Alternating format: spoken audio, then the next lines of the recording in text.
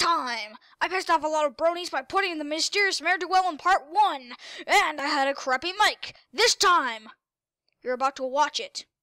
Enjoy!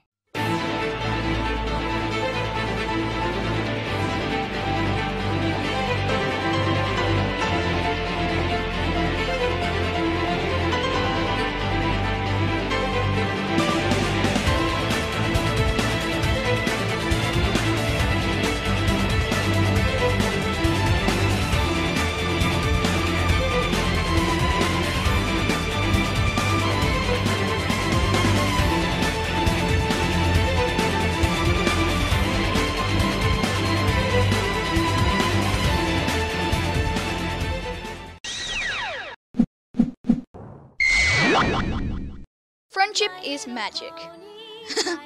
Oh boy, I bet you didn't see this one coming. The original episode getting on this list? How? Those are both good questions. So let me give good answers. This was the episode that started out one of the most successful and best franchises in existence, in my opinion. But of course, the magnitude of it can't be the only reason. Friendship is Magic is about a young unicorn named Twilight Sparkle who's an obsessive bookworm. All she really seems to care about is studying. But then, she gets a reason to stop studying and do something. She finds out via reading an old myth that Celestia's evil sister Nightmare Moon is going to return and bring out eternal night. So, she tells the princess, but she doesn't seem to believe her. Even so, Celestia sends Twilight to Ponyville with 2 missions. Make some friends, and to make sure the preparations for the upcoming festival are ready. They have a lot of festivals in Equestria, don't they? It is through this process that Twilight meets her 5 friends who become the stars of the series. On the night of the festival, what else? Nightmare Moon returns. So now it's up to Twilight and her 5 companions to save the daytime. Through a bunch of trials Nightmare sets up for them, they become quite close friends. This especially applies to Twilight. While all of this is going on, you can tell that she really is learning that having friends is nice and it's okay to study, but you should also have a social life. So, after they get through all the trials, Twilight and her friends take out Nightmare Moon by harnessing the elements of harmony. Then, Twilight becomes depressed, because now that she has learned how great friendship is, she will miss it once she is back in Canterlot. So, Celestia makes it so that Twilight can continue her studies from Ponyville while continuing to learn about friendship. So, wow! What a fantastic series premiere! It showed all of their attitudes perfectly, and all the while kept us entertained with all of their evolving friendship. One word. Discord. Done. Oh, fine. You want more? Alright. This episode is about an entity named Discord who only cares about chaos. There's one major twist, though. He is hilariously insane. Seriously, he messes with all of the ponies so much you can't even help but laugh. It's just too hilarious. Anyway, in this episode, Celestia calls up Twilight and her friends to do a nearly impossible task: vanquish Discord. The only problem is that they need the elements of harmony to do that, and Discord has hidden them and only gives them a riddle. So, Twilight interprets that riddle as being in the Royal Maze. Now, whether it's a Royal Maze, we may never know. So, while in the maze, Discord messes with each pony by screwing with their element of harmony. He makes Applejack a liar, Fluttershy unkind, Rarity greedy, Rainbow Dash unloyal, and Pinkie Pie no laugh. Eventually, even as powerful as she is, Twilight herself succumbs to Discord's power and loses all faith in magic. So, everything is turned to chaos and there's nothing left to do. But, Celestia gets an idea and sends Twilight all the letters she wrote back. This rekindles the magic of friendship deep inside of her, and she spreads it to her friends. The only problem is that Rainbow Dash need a little bit more pushing. Okay, Applejack, last rope. Make it count.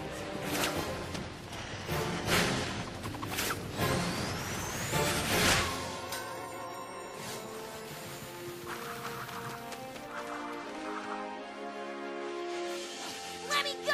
I don't need you guys! Leave me alone!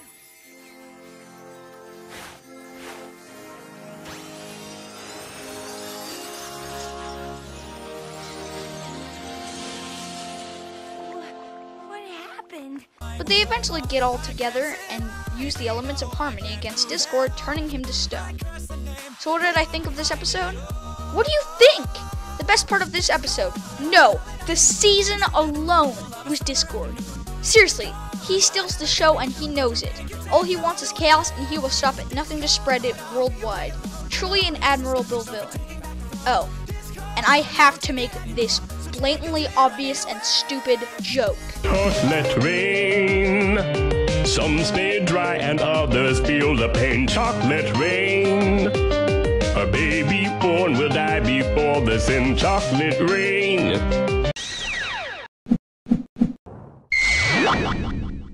May the best pet win. At the beginning of this episode, Rainbow Dash is sleeping, where she has an admittedly weird dream. Seriously, this part makes it look as if she's on drugs. But then it's sort of explained. It turns out that all of the other ponies' pets somehow made it into her dream because they were all staring at her. Sort of creepy, but whatever. So then Rainbow admits that she herself would like a pet. Fluttershy is elated at this news and takes her to her cottage to give her some samples. This is where they sing one of my personally favorite songs, May the Best Pet Win. It's truly awesome. Really, the premise is simple. It's just about Fluttershy showing Rainbow a bunch of random pets until after much prompting, she finally understands that Rainbow Dash wants a flying pet. So, it turns out that she has lots of those as well, but Rainbow finds herself overwhelmed at the decision and decides to hold a contest to see which pet is best. So, she competes them in lots of categories. And for some reason, the turtle from earlier is there. What the hell? Possible foreshadowing?! Dun, dun, dun. So, they finally get to the very last part of the competition, a race. The rules are simple. Whoever crosses the finish line with Rainbow would get the great honor of being her pet. Unfortunately, she gets stuck under a rock and all of the other flying animals leave her behind. So, she thinks she's doomed. But then, as if out of nowhere, the turtle comes and helps her. So, because of her damaged wing, the turtle carries her the rest of the way to the finish line. Then, all of the flying animals realize that they made a mistake, especially Falcon, who won. But then Fluttershy brings up something that makes Rainbow hesitate. The turtle doesn't fly. But they quickly solve that problem by putting a flying machine on him. Genuous! Just a squirrel. Should that be my catchphrase? No! Aww. Now, lots of you will be highly surprised to see this at number 2, considering I have not mentioned one little episode of theirs in this countdown. But this is, in my opinion, one of the very best episodes that could ever exist. Ladies and gentlemen, I present 1 Bad Apple! Yep, no joke here. I'm being dead serious. Why? Well, the story is superb, involving many real-life things that would probably happen, and lots of actions that others can relate to. The humor is some of the best in the series, and is probably what made me laugh the hardest. Also, the moral in this episode is one of the best, and most importantly of all, it introduced the best apple, Babs! Anyway, this episode opens with Apple Bloom trying to figure out what to wear when she and Applejack go to pick up her cousin Babs.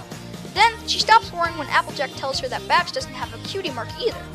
So, of course, Apple Bloom invites Scootaloo and Sweetie Belle for the ride. Once they meet up with her, they try to get her to join the Cutie Mark Crusaders. But then, under the influence of Diamond Tiara, Babs betrays them and destroys their float for the Harvest Festival. Once again, lots of festivals. So, for the next couple of scenes, Babs bullies them, and then they sing one of the most perfect songs ever created. And guess what? You're listening to it right now! So after that, they hatch a plot to get revenge on Babs. How? Well, they make another parade float, this time a golden apple. But they sabotage it to make it go off a ramp and into some mud. But then Applejack tells them that the reason Babs is even there is because she was getting bullied. So they save Babs, and she is touched that even though she did all that stuff to them, they still helped her out. So she joins the Cutie Mark Crusaders, and Diamond Tiara finally gets what she deserves. Finally! So all in all, you can probably see why this is one of my favorite episodes in the entire series. It has a great moral, the song is super catchy, and the way everything works out in the end really warms my heart. But if this is number 2, it could possibly be number 1. So before we get on to my most absolutely adored episode, let's recap. Number 10, Wonderbolt's Academy. Number 9, Batman ripoff. Number 8, Luna Eclipsed. Number 7, A Canterlot Wedding. Number 6, I'm Afraid for the Remnants of the Fourth Wall.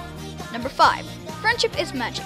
Number 4, Chocolate rain. Number 3, May the Best Pet Win. And number 2, 1 Bad Apple.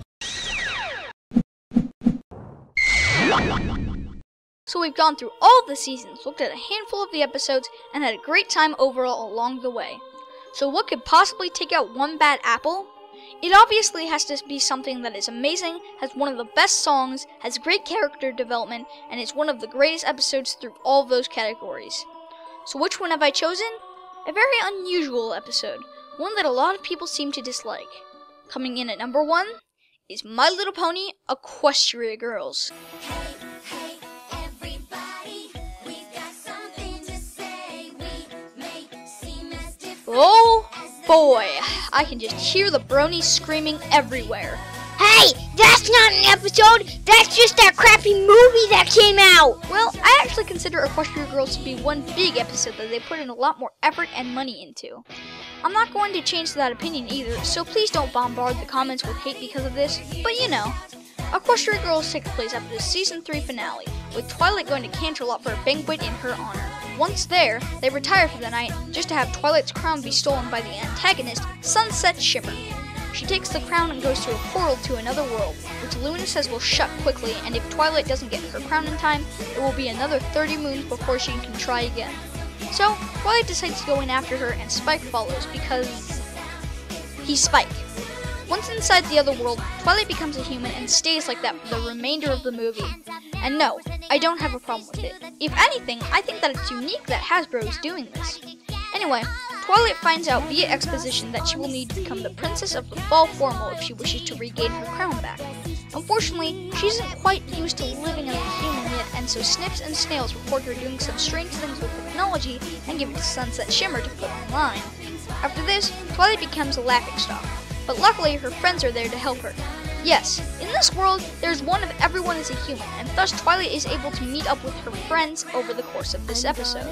So, to gain popularity points for Twilight, they all sing an admittably catchy song in the lunchroom.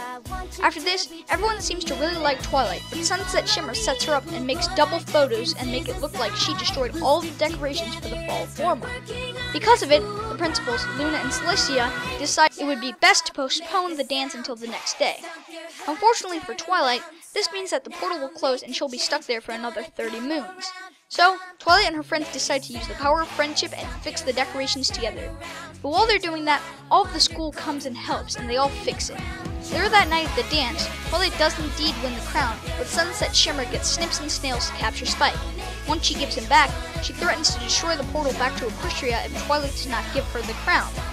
Twilight of course refuses, and they start throwing the crown around.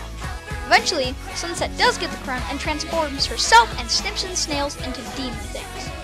But then, Twilight and her friends use the magic of friendship to transform and take Sunset out.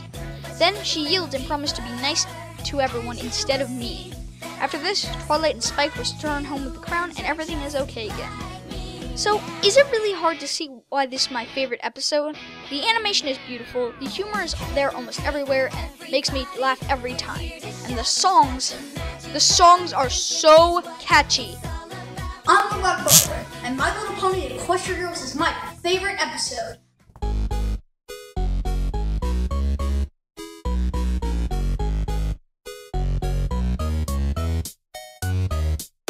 I'm not a fan of puppeteers, but I have a nagging fear someone else is pulling out the strings. Something terrible is going down through the entire town, wreaking anarchy and all it brings. I can't sit idly, no, I can't move at all.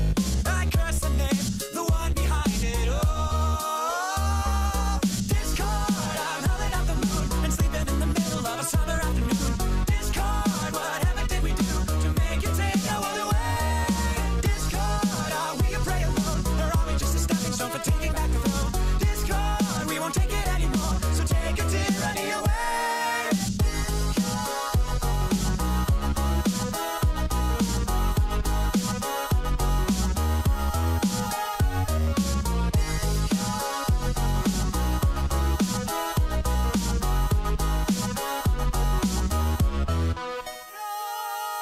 I'm fine with changing status quo, but not in letting go. Now the world is being torn apart. A terrible catastrophe, played by a symphony. What a terrifying work of art. I can't sit idly, no,